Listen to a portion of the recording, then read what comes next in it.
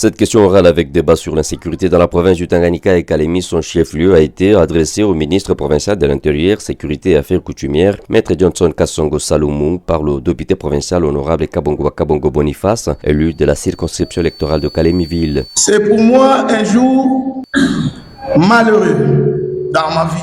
Devant la montée en puissance de l'insécurité dans la ville de Kalemi, les habitants sont fatigués de vivre dans la peur, d'assister à la montée en flèche de la criminalité causant des pertes en vies humaines et des dégâts matériels importants, sans oublier le banditisme urbain qui ronge les 3 communes de la ville de Kalemi et le reste des territoires de la province du Tanganyika, a alerté le député provincial Kabongo Boniface. La lettre de cet élu de Kalemi-Ville s'articule autour des 4 questions en rapport avec la recrudescence de l'insécurité dans la ville de Kalemi, le banditisme urbain, le les mesures prises pour l'éradication de ce fléau qui dépasse les compétences du ministre et celles des autorités urbaines, l'absence complice des agents de l'ordre lors des opérations criminelles. Il a demandé au ministre de présenter à l'Assemblée provinciale du Tanganyika la politique mise en place pour protéger les habitants du Tanganyika et leurs biens.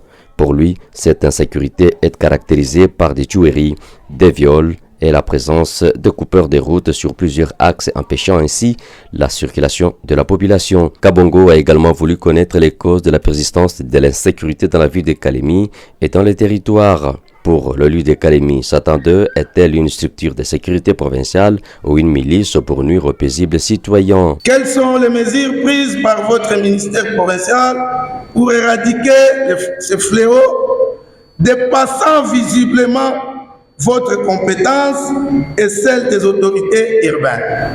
Les lieux où ces crimes sont perpétrés n'étant pas éloignés des postes de police nationale congolaise. Comment expliquer l'absence de réaction de cette dernière alors qu'il y a usage répété des armes à feu ou de guerre durant ces opérations criminelles?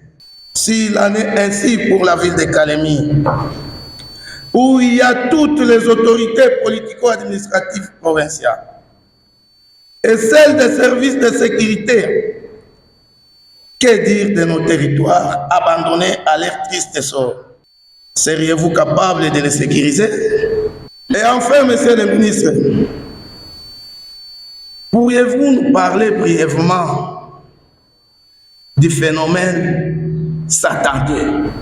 L'auteur de la question qui a entamé son intervention en invitant l'assistance à observer une minute de silence en mémoire des personnes fauchées en raison de l'insécurité dans la province du Tanganyika a tenu à recevoir du ministre provincial de l'Intérieur des explications sur la situation sécuritaire volatile et l'essor d'autres territoires sur le chef-lieu de la province du Tanganyika, véritablement le théâtre de l'insécurité. Dans ses réponses, le ministre provincial de l'Intérieur s'est focalisé sur notamment les détenus qui se sont évadés des prisons des villes de Goma, Bukavu et Uvira qui ont trouvé refuge à Kalemi, en plus de ceux de l'établissement pénitentiaire de Kalemi. Pour lui, en réponse à la question orale avec des bancs initiés par l'honorable Kabongo Boniface ayant fait l'objet de la séance plénière de ce jeudi 26 juin 2025, ces derniers sont à la base de la recrudescence de l'insécurité dans la ville de Kalemi. Au mois de mars, Monsieur le Président, nous allons recevoir dans la ville les derniers évadés de la prison centrale. Plus de 300 évadés. Nous avons reçu dans Tanganyika les évadés de la prison d'Uvira. Nous avons reçu sur Tanganyika les évadés de la prison de Bukavu. Ce phénomène-là, c'est celui-là qui permet maintenant que les armes soient plus nombreuses. Sans se passer de toutes les préoccupations lui adressées, Maître Kassongo Saloumou Johnson s'est plutôt offert un espace pour adresser son bilan des 10 derniers mois à la tête du ministère provincial de l'Intérieur. Il a informé l'Assemblée plénière que grâce aux stratégies développées, 424 criminels ont été arrêtés, 24 armes AK-47, 2 grenades, 3 chargeurs et plusieurs munitions ont été interceptées. Alors que dans le territoire, l'autorité de l'État reste effective. Il est même enregistré la reddition de plusieurs groupes miliciens auprès du gouvernement provincial. 2 armes AK que nous avons prises chez Amokoku, 2 criminels qui sont déjà condamnés par l'auditorat. Une arme AK que nous avons prise à 85 chez M. Kabouri. Aujourd'hui, à 10 mois, Monsieur le Président, j'ai ce bilan. Reste sur les soifs, nombreux députés sont revenus à la charge adressant des préoccupations et formulant des recommandations au ministre provincial de l'Intérieur et Sécurité.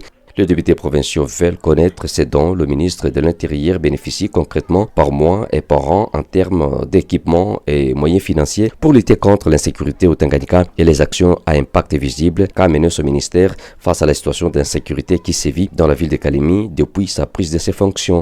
Dans sa conclusion, l'auteur de la question orale avec débat, l'honorable Kabongo Boniface, a reconnu les prouesses du ministre dans un domaine autre que la sécurité. Voilà pourquoi il lui a conseillé de rendre sans tarder son tablier pour éviter de se salir davantage les mains. Monsieur le ministre, si vous pouvez avoir le courage à la sortie ici de démissionner,